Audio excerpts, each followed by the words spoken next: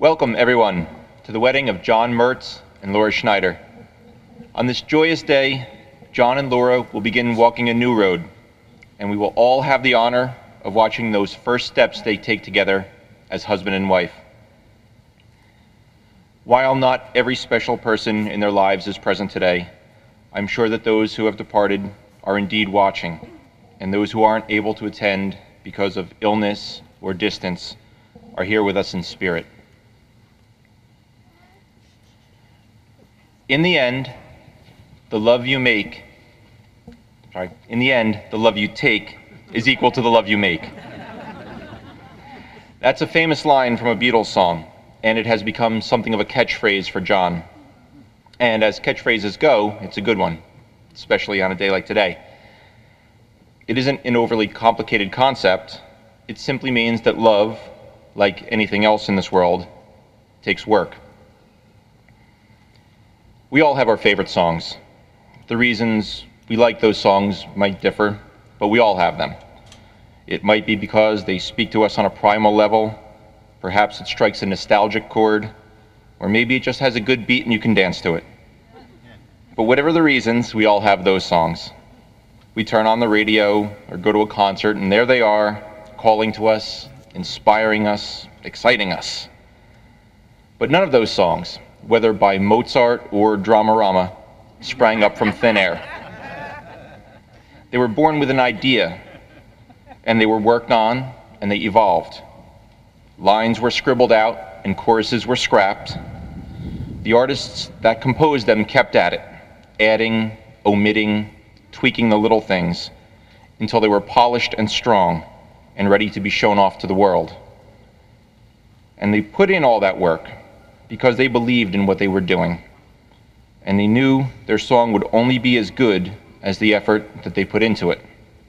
They understood that in the end, the love you take is equal to the love you make.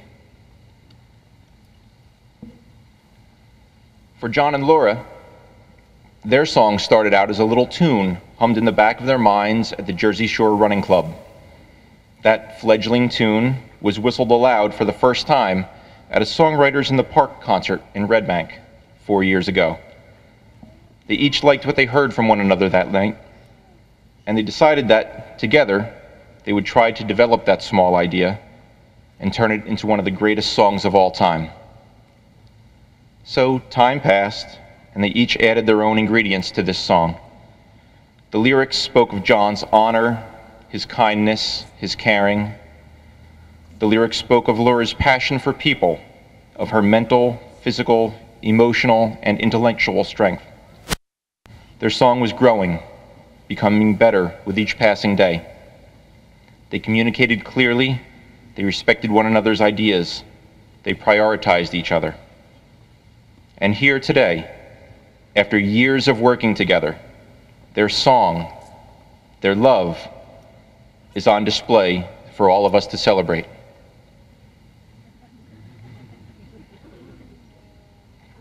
We will have 3 readings today.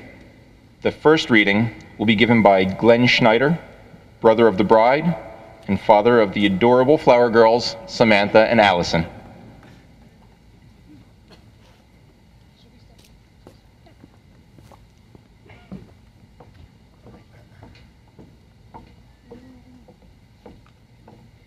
The first reading is from 1 Corinthians. Sorry? Oh, sorry. The first reading is from 1 Corinthians chapter 13, verses 4 through 13. Love is patient. Love is kind. It does not envy. It does not boast. It is not proud. It is not rude. It is not self-seeking. It is not easily angered.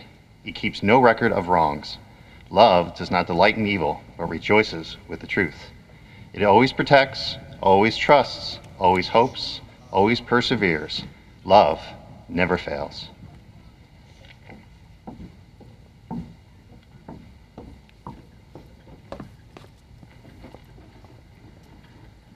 The second reading will be given by John Schneider, brother of the bride.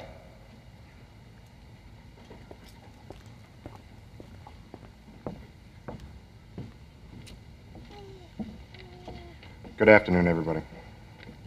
There is no difficulty that love will not conquer, no disease enough love will not heal, no door enough love will not open, no gulf enough love will not bridge, no wall that enough love will not throw down. It will make no difference how deeply seated may the trouble be. How hopeless the outlook, how muddled the tangle, love will dissolve all. Thank you.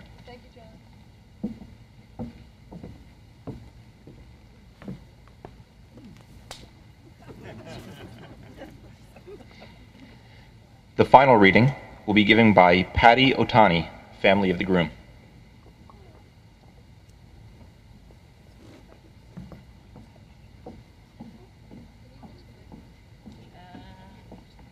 It's a little bit high. Thank you. The Art of Marriage by Wilfred A. Peterson. The Art of Marriage. The little things are the big things. It is never being too old to hold hands. It is remembering to say I love you at least once a day.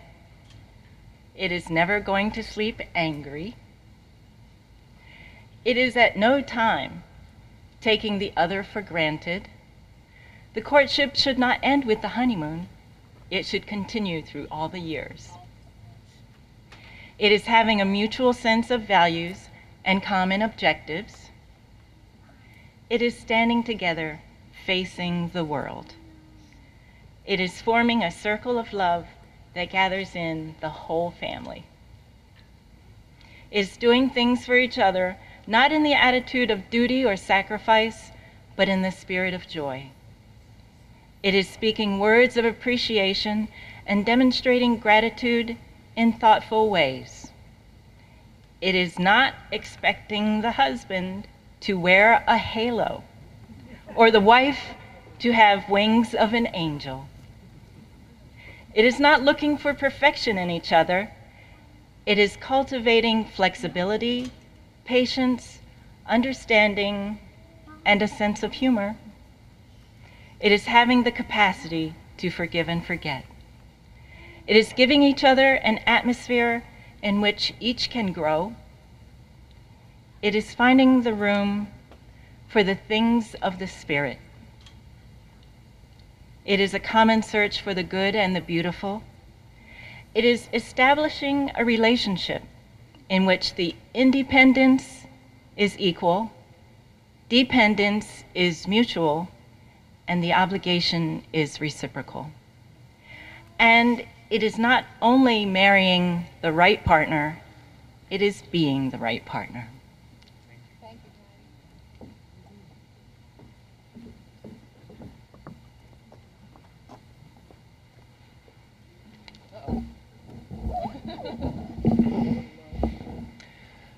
John and Laura have prepared a few things that they would like to say to each other.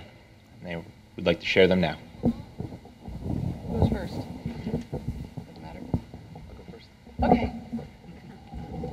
I thought I was going to be able to memorize this, but I'm going to use my cue card. Laura, from the moment we got engaged, I continually told you how much I couldn't wait to see you at the other end of the aisle. And your smile and everything about you was more beautiful than I could have ever imagined. Laura Ellen Schneider. Pretty soon, Laura Mertz. You are everything I ever wanted in a marriage partner. You are smart, you are strong, and you could not be more beautiful. You know how to make me laugh, and you know what to say when I cry, which might happen now. I'm very blessed to have met somebody with all of those attributes who loves me as much as you do. So today, before our family and our friends, in this beautiful, beautiful setting, I promise to you that I will love you for the rest of our lives just as much as I do today. Thank you. Can I have my card now?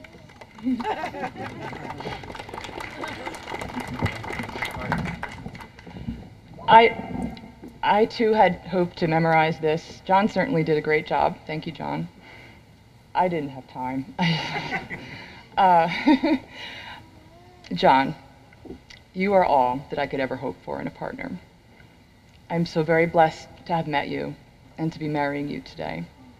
Not only do I love you, but everyone who I love loves you too. You have such a youthful spirit, a kind heart, and a gentle soul. You are a wonderful friend, a devoted father, and a good man. I knew after only 3 months that you had captured my heart, and I will never forget the first time I told you I love you. I will tell you the same every day for the rest of our lives. From this day forward, I also promise, and I have a list, to always answer when you call, to put you before anyone else, to never go to bed mad, to remain the object of your desire, to be eternally faithful to you and to the life we are building, to try my very best to let you do things your way sometimes,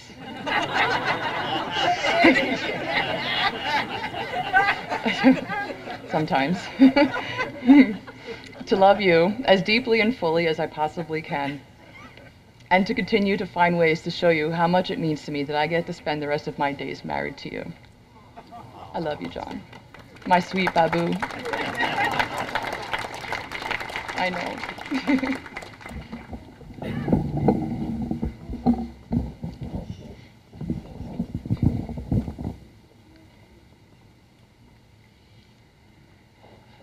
Love, true love, the kind shared by John and Laura, is the grandest of all things. It's an all-encompassing, overwhelming feeling that will guide us, support us, and even define us.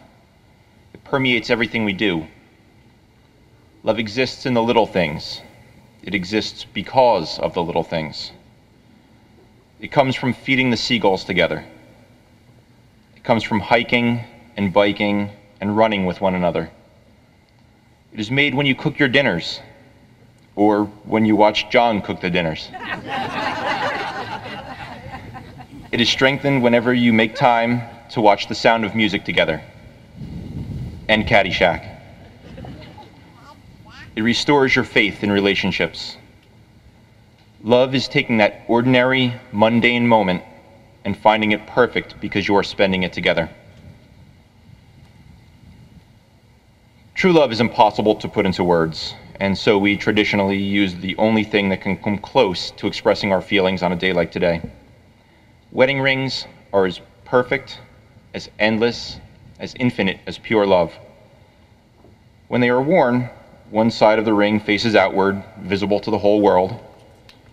As outsiders, we see that side, and we can see John and Laura, and we can see how happy they make each other. Then there is the other side of the ring, the inside that we will never see. It is something that is only felt by the couple that wears them. This is the private side that only these two will ever truly know. It is this side that makes their love so beautiful, so perfect, and so personal. Erin, will you present the rings?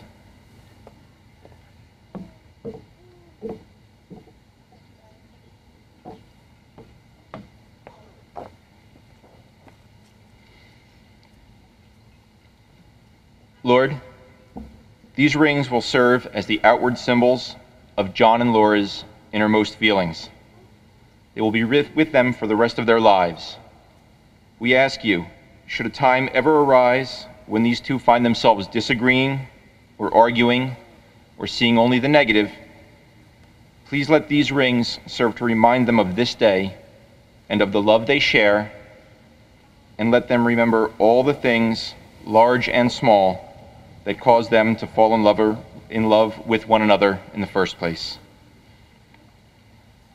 John, please place this ring on Laura's finger and repeat after me. I, John, take you, Laura, as my wife. I promise to love you always, to place you above all else, and to cherish each moment of our lives together. I promise to laugh with you during the good times and cry with you during the bad. I promise to support you and to share your dreams. I promise to try to tell you how much you mean to me, even though I will never have the words. This ring is my life, and I give it to you now.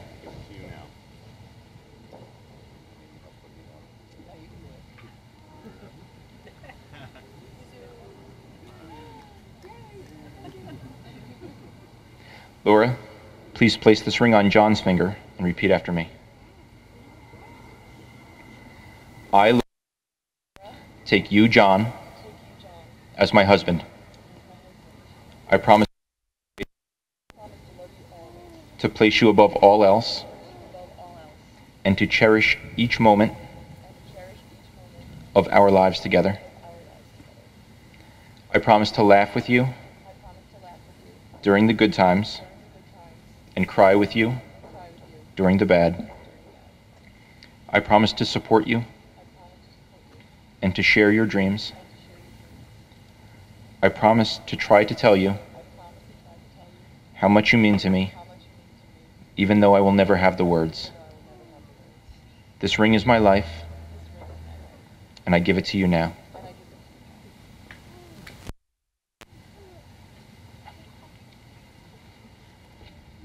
John, do you take this woman to be your lawfully wedded wife, to have and to hold, in the best of times and when times are trying, whether come after, to stand loyally.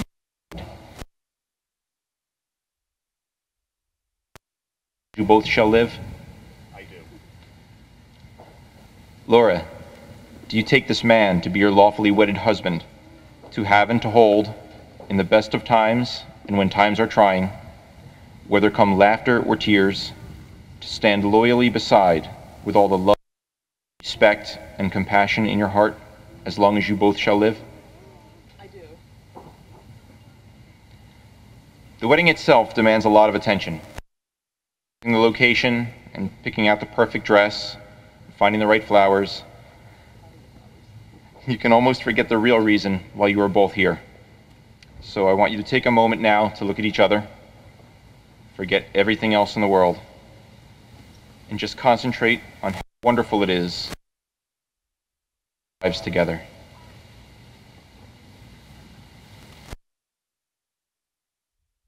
John, I now pronounce you husband and wife. You may kiss the bride.